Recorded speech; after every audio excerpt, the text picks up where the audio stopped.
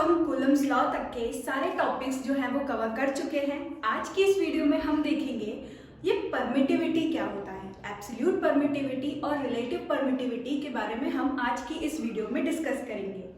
तो जब हमने कूलम्स लॉ पढ़ा था तब हमने ये भी देखा था कि यार हमारा ये जो कूलम्स लॉ है यानी कि इलेक्ट्रोस्टैटिक फोर्स जो है वो डिपेंड करता है मीडियम के ऊपर।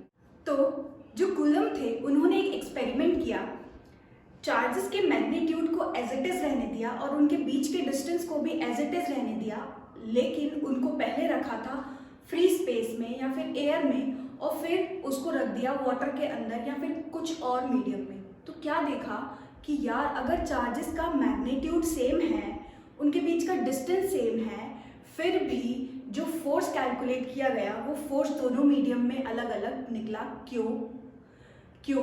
रीज़न है रुकावट, जिसको हम बोलते हैं परमिटिविटी। आज ही हमको डिस्कस करना है, तो स्टार्ट करते हैं।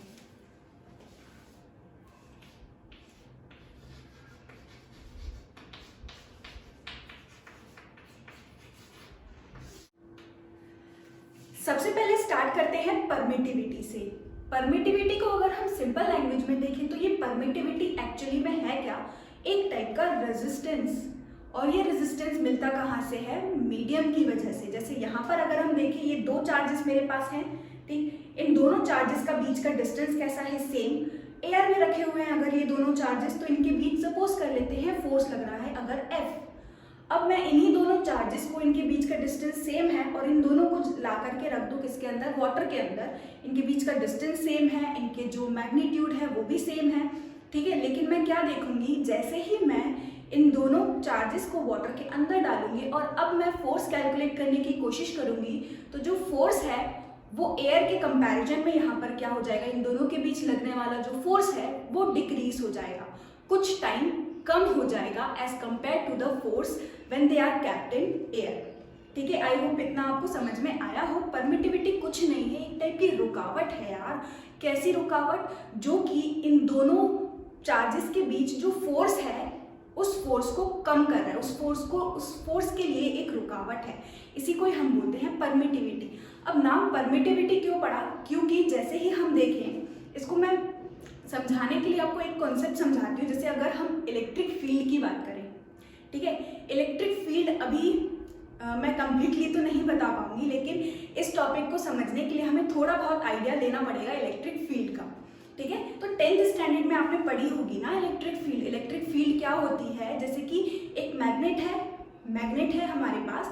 मैग्नेट अपने सराउंडिंग में क्या जनरेट करता है, एक फील्ड, उसको हम बोलते थे मैग्नेटिक फील्ड। उसी तरह से एक चार्ज होता है, चार्ज अपने अराउंड क्या जनरेट करता है, इलेक्ट्रिक फील्ड, ठीक है। लेकिन अगर हम इसमें डायरेक्शन की बात करें तो अभी बस आप इतना कैच कर लो कि इलेक्ट्रिक फील्ड का डायरेक्शन होता है from positive charge to the negative charge.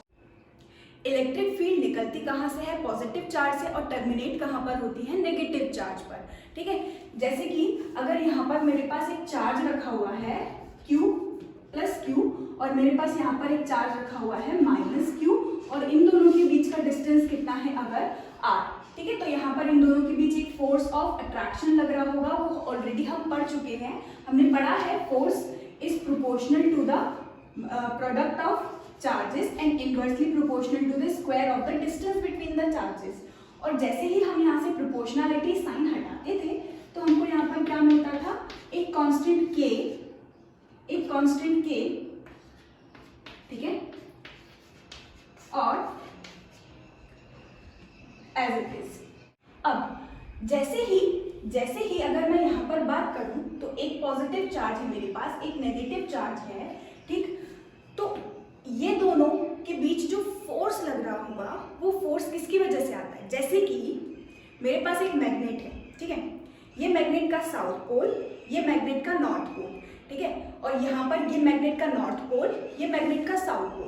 जैसे ही मैं इस मैग्नेट को बहुत दूर से लेके आऊंगी, ये इतना पास आकर अट्रैक्ट होता है या फिर इसी की फील्ड में, जब मैग्नेटिक फील्ड में ये एंटर कर जाए तो एकदम से अट्रैक्ट हो जाता है। ऐसे ही होता है ना, जैसे ही कोई दूसरा चार्ज, इस केस में भी ऐसे ही होगा, जैसे ही यहाँ पर रखा हुआ है एक चार्ज, जैसे ही यहाँ पर दूसरा चार्ज एंटर होगा वो फील करने लगेगा फोर्स ऑफ अट्रैक्शन और फोर्स ऑफ रिपल्शन। यानी कि ये जो फोर्स लग रहा है दो चार्जेस के बीच में, वो किसकी वजह से लग रहा है? उसके चार्ज के रीजन में आने की वजह से, उसके चार्ज के रीजन में आने की वजह से, जो कि बन रही है किसकी वजह से? इलेक्ट्रिक फील्ड की वजह से। ठीक है, तो जो फोर्स लगता है चार्जेस पर वो क्यों लगता है? इलेक्ट्रिक फील्ड की वजह से। तो यहाँ पर अगर हम देखें तो ये पॉजिटिव चार्ज क्या कर रहा होगा? इलेक्ट्रिक फील्ड निकाल रहा होगा, और ये नेगेटिव चार्ज क्या कर रहा होगा? इलेक्ट्रिक फील्ड ले रहा होगा। ठीक है, तो यहाँ पर अगर हम देखें तो इलेक्ट्रिक फील्ड कुछ इस तरह से होगी। अगर हमारे ये दोनों चार्जेस कहाँ रखे हुए हो? फ्री स्पेस में रखे हुए हो, या फिर एयर में रखे हुए हो, या फिर वैक्यूम में रखे हुए हो। ठीक है, तो ये पॉजिटिव चार्ज से इलेक्ट्रिक फील्ड निकली और सीधी कहां पर पहुंची? नेगेटिव चार्ज के पास। ठीक है, इसको हम बोल देते हैं एक्चुअल इलेक्ट्रिक फील्ड। ठीक है, इसको हम बोल देते हैं एक्चुअल इलेक्ट्रिक फील्ड। ठीक, अच्छा, ये तो बात हो गई किसकी? फ्री स्पेस में जब है ये दोनों चार्जेस। लेकिन अगर जैसे ही मैं इन दोनों चार्जेस को किसी और मीडियम के अंदर लेके आऊं, ठीक है, जैसे मेरा यही चार्ज प्लस Q1 और वो प्लस Q2, ठीक है, इन दोनों के बीच का सेम डिस्टेंस R। ठीक, अब यहां पर इन दोनों के बीच पहले इलेक्ट्रिक फील्ड लग रही थी ऐसे। ठीक, लेकिन अगर मैं यहाँ पर कोई दूसरा मीडियम लेकर के आ जाऊं, जैसे मैंने प्लास्टिक ले लिया, ठीक, या फिर कोई भी मटेरियल मैंने यहाँ पर ऐसे लगा दिया, तो अब क्या होगा? जैसे मैंने बोला पॉजिटिव चार्ज से क्या निकलती है? इलेक्ट्रिक फील्ड, है ना? पॉजिटिव चार्ज से निकलती है इलेक्ट्रिक फील्ड, जाती कहाँ है? नेगेटिव चार्ज के पास। यानी कि एक इलेक्ट्रिक फील्ड बन रही है हमारे इस पॉजिटिव और नेगेटिव चार्ज की वजह से। जैसे ही हम यहाँ पर एक मटेरियल डालेंगे तो यार मटेरियल के पास भी तो इलेक्ट्रॉन्स प्रोटॉन्स होते हैं। ठीक है, तो यहाँ पर इसके अंदर इस मटेरियल को जैसे ही हम डालते हैं एक्सटर्नल इलेक्ट्रिक फील्ड के अंदर, तो यहाँ पर क्या डेवलप हो जाता है? इस मटेरियल के अंदर क्या डेवलप हो जाता है? इसके अंदर पोलराइजेशन होने लगता है। पोलराइजेशन क्या होता है? जब भी एक्सटर्नल इलेक्ट्रिक फील्ड में कोई भी मटेरियल आता है, उस इलेक्ट्रिक फील्ड की वजह से इलेक्ट्रॉन्स और प्रोटॉन्स थोड़े से शिफ्ट हो जाते हैं। प्रोटॉन तो नहीं बोल सकते हम, लेकिन हमारा जो इलेक्ट्रॉन है वो शिफ्ट हो जाएगा। ठीक है, तो यानी कि एक टाइप का चार्ज जो है वो क्रिएट हो जाता है। आपने पढ़ा होगा एक पोलराइजेशन और एक आयोनाइजेशन। आयोनाइजेशन में पूरा का पूरा इलेक्ट्रॉन जो है वो फ्री हो जाता है, लेकिन यहाँ पर पोलराइजेशन में सिर्फ क्या होता है? चार्ज सेपरेशन होता है। ठीक है, तो इस बाहर वाली इलेक्ट्रिक फील्ड की वजह से, इन दोनों चार्जेस की इलेक्ट्रिक फील्ड की वजह से, इन दोनों चार्जेस के इलेक्ट्रिक फील्ड की वजह से इस मटेरियल के अंदर क्या क्रिएट होने लगेगा? एक टाइप का इलेक्ट्रिक फील्ड, और उस इलेक्ट्रिक फील्ड को हम बोलते हैं इंड्यूस्ड इलेक्ट्रिक फील्ड। ठीक है, तो यहाँ पर देखो ये पॉजिटिव चार्ज है, यहाँ पर ये पॉजिटिव चार्ज है। अब इसकी फील्ड में यहाँ पर एक मटेरियल आ गया। ठीक, सपोज करते हैं एक मेटल आ गया, तो मेटल के अंदर क्या होते हैं? Free electrons. जैसे ही मेटल देखेंगे यार यहाँ तो पॉजिटिव चार्ज है, तो यहाँ पर बैठे हुए हैं हमारे न्यूट्रल में electron proton, electron proton, electron proton, electron proton. तो हमारा जैसे ही यहाँ पर पॉजिटिव चार्ज देखेंगे इलेक्ट्रॉन, तो सारे इलेक्ट्रॉन भाग भाग के किस साइड सेपरेट हो जाएंगे? सारे इलेक्ट्रॉन भाग के आ जाएंगे इस तरफ। तो यहाँ पर क्या जनरेट हो जाएगा इस मटेरियल में? नेगेटिव चार्ज, और यहाँ पर क्या जनरेट हो जाएगा? Positive charge. अब जैसे कि मैंने बोला यहाँ पर भी पॉजिटिव नेगेटिव चार्जेस हैं। जहाँ चार्जेस होते हैं वो अपनी क्या बनाते हैं? इलेक्ट्रिक फील्ड बनाने लगेंगे। तो यहाँ पर एक टाइप की और इलेक्ट्रिक फील्ड जो है वो इंड्यूस हो जाती है, इसलिए इस इलेक्ट्रिक फील्ड को हम कहते हैं इंड्यूस्ड इलेक्ट्रिक फील्ड। ठीक है, इस इलेक्ट्रिक फील्ड को हम क्या कहते हैं?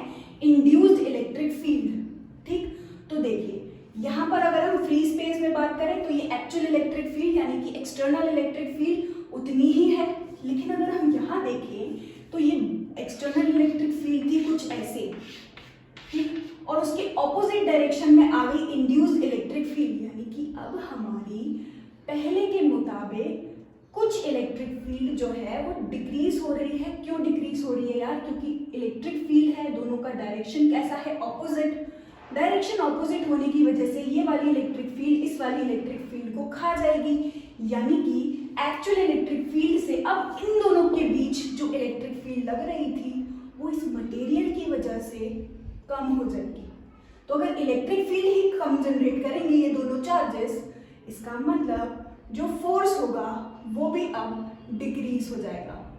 आई होप आपको इतना समझ आया हो, इतना डिटेल कोई नहीं बताता क्योंकि ये हम पढ़ेंगे अभी आगे नेक्स्ट चैप्टर में। ये तो मैं सिर्फ इतना बेसिक समझाने की कोशिश कर रही हूँ कि एक्चुअल में जब कोई मटेरियल डालते हैं तो होता क्या है, ठीक है। तो बस अभी आपको इतना ही याद रखना है, ये दोनों चार्जेस फ्री स्पेस में रखे हुए हैं, तो इन दोनों का जो फोर्स है वो कैसा होगा, मैक्सिमम होगा। क्यों? क्योंकि मैक्सिमम इलेक्ट्रिक फील्ड ये निकाल रहे हैं। लेकिन अगर हम यहाँ रखेंगे तो यार इलेक्ट्रिक फील्ड डिक्रीज हो जाएगी। इलेक्ट्रिक फील्ड जब ये डिक्रीज कर देंगे तो इन दोनों के बीच लगने वाला फोर्स भी क्या हो जाएगा, कुछ टाइम्स डिक्रीज हो जाएगा। और वो जो टाइम्स हम ले रहे हैं, है ना, कितना टाइम्स, किसके टाइम्स डिक्रीज हो रहा है, उस वैल्यू को हम क्या बोलते हैं, उस वैल्यू को हम बोलते हैं परमिटिविटी या फिर एब्सोल्यूट परमिटिविटी, ठीक है।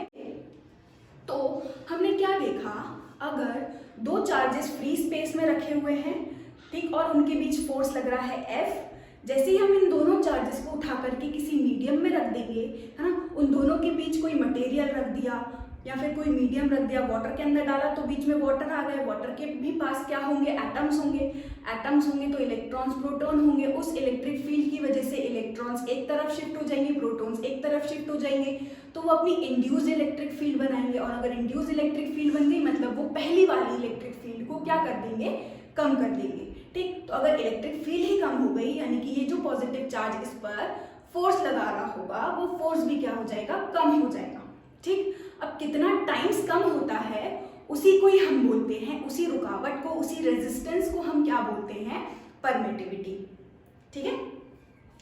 तो ये थी हमारी एब्सोल्यूट परमिटिविटी, ठीक है। जैसे कि अगर हम बात करें एयर में, एयर की जो परमिटिविटी है वो होती है एप्सिलॉन नॉट। कितनी होती है, इसको डिनोट किया जाता है नॉट से। इसको कैसे पढ़ते हैं, एप्सिलॉन नॉट, ठीक। नॉट क्यों यूज किया है, क्योंकि ये फ्री स्पेस के लिए होती है, ठीक है।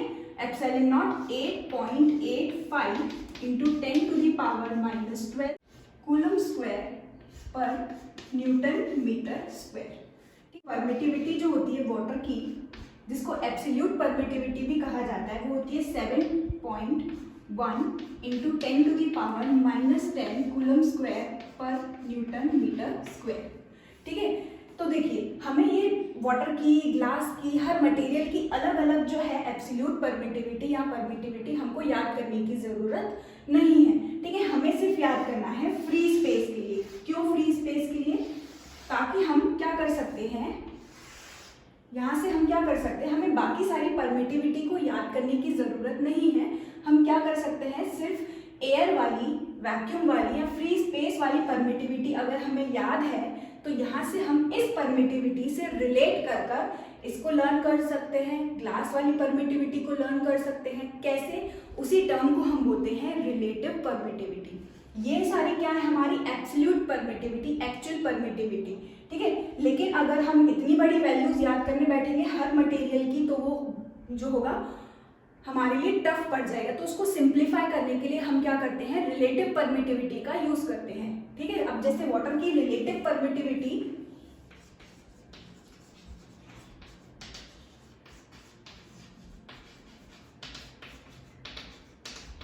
अब जैसे हम बात करें वाटर की रिलेटिव परमिटिविटी तो उसको डिनोट किया जाता है ER से। वाटर की रिलेटिव परमिटिविटी होती है 80 और 81 में लिया जाता है, ठीक है। तो मैंने बोला अगर वाटर की परमिटिविटी 80 है, रिलेटिव परमिटिविटी अगर हम समझे तो रिलेटिव परमिटिविटी कुछ नहीं है, जैसे कि आपने पढ़ा होगा रिलेटिव डेंसिटी। रिलेटिव डेंसिटी यानी कि सिर्फ आपको वाटर की डेंसिटी याद करनी है। वाटर की डेंसिटी से रिलेट कर कर हम बाकी सारी डेंसिटीज लर्न कर सकते हैं। जैसे कि मर्क्यूरी की 13.6 हम क्या कर सकते हैं, वाटर की डेंसिटी हमको याद है ना, तो हम एक्चुअल डेंसिटी जो है यानी कि एब्सोल्यूट डेंसिटी जो है वो मर्क्यूरी की निकाल सकते हैं। उसी तरह से अगर हमें रिलेटिव डेंसिटी पता चल जाए वाटर की, अब ये वैल्यू याद करना बहुत आसान हो गया इस वैल्यू को याद करने से। तो हम क्या करते हैं, बस इसकी रिलेटिव परमिटिविटी याद कर ली, 80 होती है। ठीक, तो जैसे कि हमने रिलेटिव डेंसिटी में देखा होगा कि हम डेंसिटीज कैसे लर्न करते हैं, वाटर की डेंसिटी में कंपेयर करके, है ना, वाटर की डेंसिटी को कंपेयर करके हम पढ़ते हैं। वैसे ही यहाँ पर हम फ्री स्पेस की डेंसिटी को ध्यान में रखकर बस हमें इसकी वैल्यू याद करनी है और कुछ नहीं करना। बस ये वैल्यू अगर हमको याद हो गई तो इसके कंपैरिजन में हम वाटर की डेंसिटी, ग्लास की डेंसिटी, है ना, निकाल सकते हैं जब हमें क्या पता हो, रिलेटिव परमिटिविटी पता हो। अगर मुझे रिलेटिव परमिटिविटी को डिफाइन करना हो तो रिलेटिव परमिटिविटी क्या होती है, it is a ratio of permittivity of any medium. Relative permittivity is the ratio of permittivity of any medium to permittivity of free space। ठीक है, अब जैसे यहाँ पर हमको एक रिलेशन मिल गया इसके लिए। ठीक, अब हमें एप्सिलॉन नॉट की अगर वैल्यू पता है तो हम इस एप्सिलॉन मीडियम की यानी कि वाटर की परमिटिविटी निकाल सकते हैं। यह रिलेटिव परमिटिविटी वाटर की कितनी है, 80, है ना। इसको बस हमें मल्टीप्लाई करना है एप्सिलॉन नॉट, यानी कि हमें ये वैल्यू बस लर्न करनी है। कितनी होती है, 8.85 इंटू 10 टू द पावर -12। जैसे ही हम इसको सॉल्व करेंगे, इसको अप्रॉक्सीमेटली 100 अगर ले लें तो ये कुछ इतनी ही आ जाएगी, 7.1। इसको इसमें हम अगर मल्टीप्लाई करेंगे तो ये वैल्यू वापस इतनी ही आ जाएगी, 7.1 इंटू 10 टू द पावर -10। यानी कि ये हमारी हो गई परमिटिविटी ऑफ वाटर, यानी कि एब्सोल्यूट परमिटिविटी ऑफ वाटर। या फिर कोई भी सब्सटेंस की अगर हमें निकालनी हो तो हमें क्या करना पड़ता है, relative permittivity times of permittivity of free space use करना है और कुछ नहीं। ठीक है, एब्सोल्यूट परमिटिविटी क्या होती है, एक्चुअल रुकावट, है ना, कि कितना टाइम्स इलेक्ट्रिक फील्ड जो है वो बढ़ गई या इलेक्ट्रिक फील्ड कितना टाइम्स डिक्रीज हो गई। ठीक है, ये हमारी परमिटिविटी होती है और अलग अलग मटेरियल की होती है अलग अलग, वो होगी हमारी एब्सोल्यूट परमिटिविटी। लेकिन ये सब मटेरियल की अलग अलग परमिटिविटी अगर हम लर्न करने बैठेंगे तो बहुत टफ हो जाएगा। बस इसीलिए ही हमने यूज किया है रिलेटिव परमिटिविटी। फ्री स्पेस की परमिटिविटी को हम ध्यान में रखकर हम बाकी सारे मटेरियल की परमिटिविटी निकाल लेते हैं। ठीक है, तो यहाँ से हमने क्या देखा, permittivity of medium is equal to permittivity, relative permittivity times permittivity in free space. ठीक है, एक ये रिलेशन हमको ध्यान में रखना है। ठीक है, उसके बाद अगर हम बात करें तो क्योंकि फ्री स्पेस में, एयर में, वैक्यूम में, है ना, एयर में भी जैसे एटम्स होते हैं, इलेक्ट्रॉन्स प्रोटॉन्स का सेपरेशन होगा, पोलराइजेशन ऑकर होगा, बट फिर भी हम इसको उनके साथ ही ले लेते हैं। ठीक है, इन सबको एक साथ ही ले लेते हैं हम। तो हमने क्या देखा कि एयर में जो परमिटिविटी होती है वो सबसे कैसी होती है, कम होती है। अब परमिटिविटी देखो बढ़ना चालू हो गई, वाटर की कितनी है, 7.1 इंटू 10 की पावर -10। अब ये वैल्यू जो है ये बढ़ना चालू हो गई। ठीक है, तो यानी कि अगर हम परमिटिविटी की बात करें तो परमिटिविटी ऑफ फ्री स्पेस जो है वो सबसे कम होती है as compare to permittivity of any medium. ठीक है, यानी कि रुकावट एयर में सबसे कम होगी, और अगर एयर में रुकावट कम होगी इसका मतलब फोर्स कैसा होगा, ज्यादा होगा। अगर हम यहाँ से फोर्स के की वैल्यू देखें तो के में हमने पढ़ा हुआ था ना कूलम्स लॉ में के की वैल्यू क्या होती है, 1/4 पाई एप्सिलॉन मीडियम हमने लिया था Q1 Q2 अपॉन r²। ठीक है, तो यहाँ पर अगर हमें फोर्स निकालना है, यहाँ पर मीडियम अगर कौन हो गया, एयर, तो यहाँ हम यूज करेंगे epsilon not, 1/4 pi epsilon not. तब जो फोर्स होगा वो होगा फ्री स्पेस के लिए फोर्स, उसको डिनोट करेंगे F0 से। ठीक है, तो यहाँ पर हमने क्या देखा कि परमिटिविटी अगर ज्यादा है तो फोर्स क्या हो जाएगा, कम। परमिटिविटी अगर कम है तो फोर्स क्या हो जाएगा, ज्यादा। इधर ही अगर हम वाटर के लिए बात करें तो force on water is equal to क्या हो जाएगा, 1/4 pi epsilon of water. Q1 Q2 separation तो खैर सेम ही है। ठीक है, तो यहाँ से हमको क्या देखने को मिला, अगर वाटर की परमिटिविटी कैसी है, ज्यादा, तो इसका फोर्स क्या हो जाएगा, कम। ठीक, परमिटिविटी अगर ज्यादा है तो फोर्स कैसा हो जाएगा, कम। तो यहाँ से हमको एक इनवर्स रिलेशन मिल रहा है हमारी एब्सोल्यूट परमिटिविटी और फोर्स के बीच में। फोर्स जहाँ पर कैसा होगा, ज्यादा, वहाँ परमिटिविटी कैसी हो जाएगी, कम। जैसे कि एयर में परमिटिविटी कम है तो फोर्स वहां पर उन दोनों पार्टिकल के बीच, उन दोनों चार्जेस के बीच कैसा होगा, ज्यादा होगा। उधर ही अगर हम वाटर की बात करें तो वाटर में परमिटिविटी कैसी हो जाएगी, ज्यादा, तो उन दोनों के बीच जो फोर्स है वो कैसी हो जाएगी, कम, यानी कि रुकावट ज्यादा है तो फोर्स कैसा हो जाएगा, कम।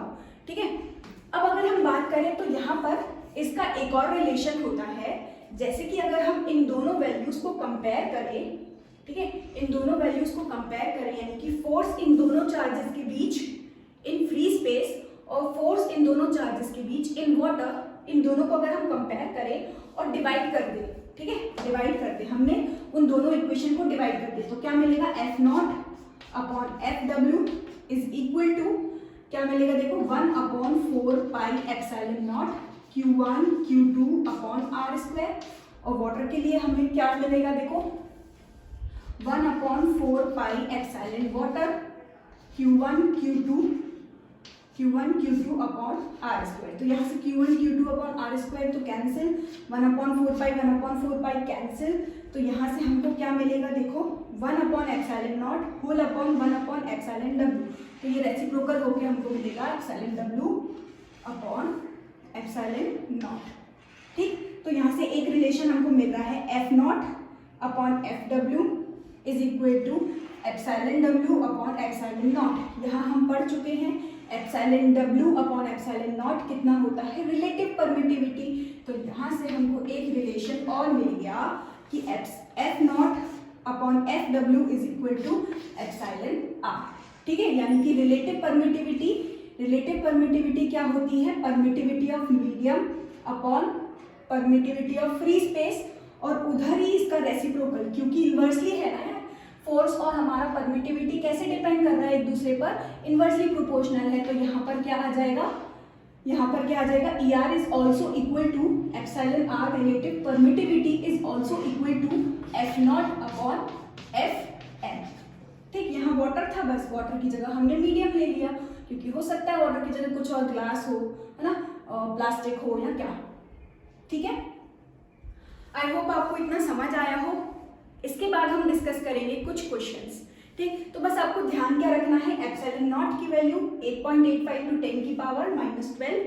ठीक है, और यहाँ से बस आपको क्या याद रखना है, एप्सिलॉन आर यानी कि relative permittivity is equal to ratio of permittivity of medium to permittivity of free space और force in free space to force in medium. इसको याद कैसे रखें, फोर्स में मीडियम में ऊपर था या फ्री स्पेस में नीचे था, मतलब हम इसको याद कैसे रखें कि Fm अपॉन एफ नॉट कब होगा, Fm अपॉन एफ नॉट होगा, एफ नॉट अपॉन Fm होगा, या epsilon m upon epsilon naught होगा। तो उसको याद रखने का एक तरीका है, epsilon r is equal to, जो चीज ज्यादा है उसको रखते हैं ऊपर, जो चीज ज्यादा है उसको रखते हैं ऊपर। जैसे एयर और वाटर को कंपेयर करें तो वाटर में परमिटिविटी कैसी होती है, ज्यादा, रुकावट कैसी होती है वाटर में, ज्यादा। ठीक, तो इसलिए हमने ले लिया परमिटिविटी को ऊपर, ज्यादा अपॉन कम, परमिटिविटी कम किस में होती है, फ्री स्पेस में, इसलिए ले लिया कम, एप्सिलॉन नॉट। ठीक है, ऐसे ही अगर हम फोर्स की बात करें तो फोर्स फ्री स्पेस में कैसा होता है, ज्यादा, इसलिए एफ नॉट ऊपर, और कम किस में होता है, मीडियम में, इसलिए एफ एम। तो ये थी बस इसको याद रखने का एक तरीका। इसके बाद हम देखेंगे हमारे क्वेश्चंस।